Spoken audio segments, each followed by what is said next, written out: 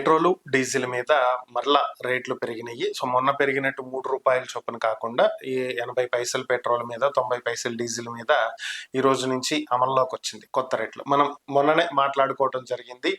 సమీప భవిష్యత్తులో పెరుగుతూనే వెళ్తది. దాదాపు రూ. 10-15 వరకు కూడా పెట్రోల్, డీజిల్ మీద పెరిగేటువంటి అవకాశం ఉంది అని చెప్పి మనం మాట్లాడుకోవటం కూడా జరిగింది. అయితే ఇప్పుడు దీనికి సంబంధించే అటు అధికారంలో ఉన్నటువంటి టీడీపీ, ఇటు వైఎస్ఆర్ కాంగ్రెస్ పార్టీ ఈ రెండు కూడా కొట్లాడుకుంటున్నటువంటి పరిస్థితి. నిన్న వైఎస్ఆర్ కాంగ్రెస్ పార్టీ రాష్ట్ర వ్యాప్తంగా నిరసనలకు పిలుపునిచ్చింది, ర్యాలీలు నిర్వహించారు, హంగామా చేశారు. ఇక టీడీపీ ఏమో దీన్ని ఎదుర్కొంటానికి తన అధికార సోషల్ మీడియాతో పాటుగా తమ అధికార స్పోక్స్ పర్సన్స్, అధికార ప్రతినిధులతో పాటు తమ పార్టీకి చెందినటువంటి వాళ్ళందరితోటి ప్రచారం చేపిస్తుంది. గతంలోనే వైఎస్ఆర్ కాంగ్రెస్ పార్టీ భారీగా రేట్లు పెంచింది, ఇప్పుడు మేమేం పెద్దగా పెంచట్లేదు అని చెప్పి. సో అసలు వాస్తవాలు ఏంటి అనేది ప్రజలకు తెలియాల్సినటువంటి అవసరం ఉంది.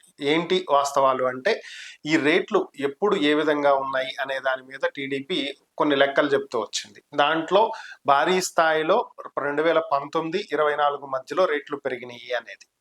సో దీనికి సంబంధించి కొంచెం వెనక్కి వెళ్తే మనం లెక్కల్లోకి 2014-19 మధ్యలో పెట్రోలు, డీజిల్ రేటు 97-99 మధ్యలోనే నడిచిన మాట వాస్తవం. అయితే అప్పట్లోనే వ్యాట్ ఏదైతే ఉందో ఇది జిఎస్టీ కిందకి వెళ్ళాల పెట్రోల్, డీజిల్ అనేది. సో అప్పట్లోనే రాష్ట్ర ప్రభుత్వం వ్యాట్ 31% పెట్రోల్, డీజిల్ మీద వేసింది. ఇది కాకుండా అమరావతి నిర్మాణానికి సంబంధించి అమరావతి సెస్ అంటూ ఇంకొక రూ. 4 అదనంగా వేసింది, అదనపు వ్యాట్. సో ఇది ఇంకో రూ. 4 సెస్ వేసింది. సో ఇది అప్పటి నుంచి కూడా కంటిన్యూ అవుతూ వచ్చింది. 2019 వరకు కూడా ఇదే కొనసాగింది. మరి 2019 తర్వాత ఇందుకు భిన్నంగా ఏమన్నా జరిగిందా అంటే ఏమీ జరగల. 2019 తర్వాత కూడా యథావిధిగా వైఎస్ఆర్ కాంగ్రెస్ పార్టీ ఆ అమరావతి సెస్ రూ. 4 కంటిన్యూ చేసింది. టీడీపీ ఉన్నప్పుడు అమరావతి నిర్మాణాలు, తాత్కాలిక నిర్మాణాలు చేపట్టారు, శాశ్వత నిర్మాణాలు చేపట్టారు, what ever it may be, కొన్ని నిర్మాణాలు జరిగినాయి. వైఎస్ఆర్ కాంగ్రెస్ పార్టీ అధికారంలోకి వచ్చిన తర్వాత అమరావతి నిర్మాణం ఆగిపోయింది. అయినా సరే నిర్మాణాలకు సంబంధించి రూ. 4 వసూలు చేశారు. వీటితో పాటుగా ఇంకొక రూపాయి రోడ్లు మరమ్మతులకు సంబంధించి అని చెప్పి రోడ్ సెస్ అంటూ వైఎస్ఆర్ కాంగ్రెస్ పార్టీ ఇంకొక రూపాయి అదనంగా వడ్డించింది. అయితే అప్పటికి కూడా ఈ రూ. 110 రేట్ అయితే రాల. అప్పటికి కూడా వచ్చినటువంటి రేట్ ఎంత అంటే కేవలం 100, 101 మధ్య నడిచింది. 2020లో కరోనా వచ్చిన తర్వాత 20, 21, 22 సంవత్సరాల మధ్యలో 3 విడతలుగా వచ్చినటువంటి corona first wave, second wave, third wave మనకు అంత ఎఫెక్ట్ లేదనుకోండి. పాశ్చాత్య దేశాల్లో కొంత ఉంది, మనకి తక్కువ. ఫస్ట్ వేవ్, సెకండ్ వేవ్ 20, 21 ఈ 2 సంవత్సరాల్లో వచ్చినటువంటి కరోనా ఎఫెక్ట్ కి కేంద్ర ప్రభుత్వమే భారీ స్థాయిలో రేట్లు పెంచింది.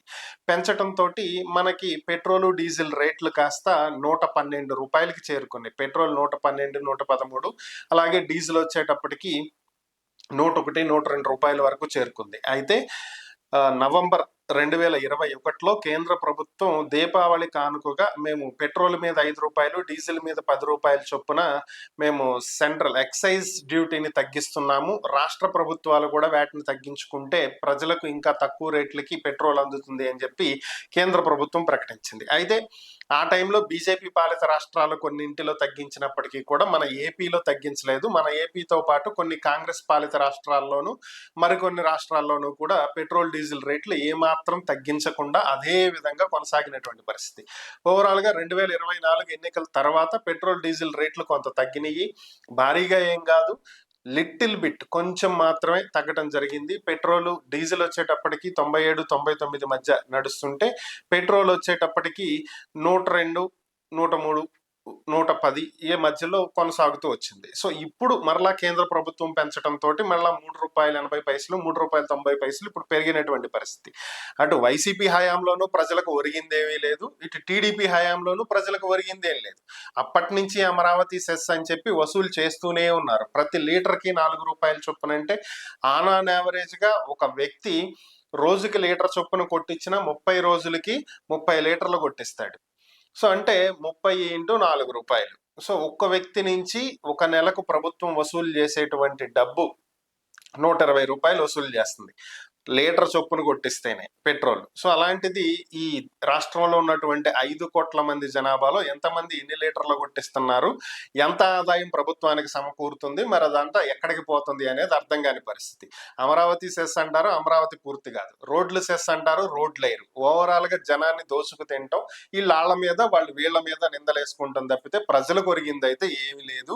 ఇది అసలు పరిస్థితి.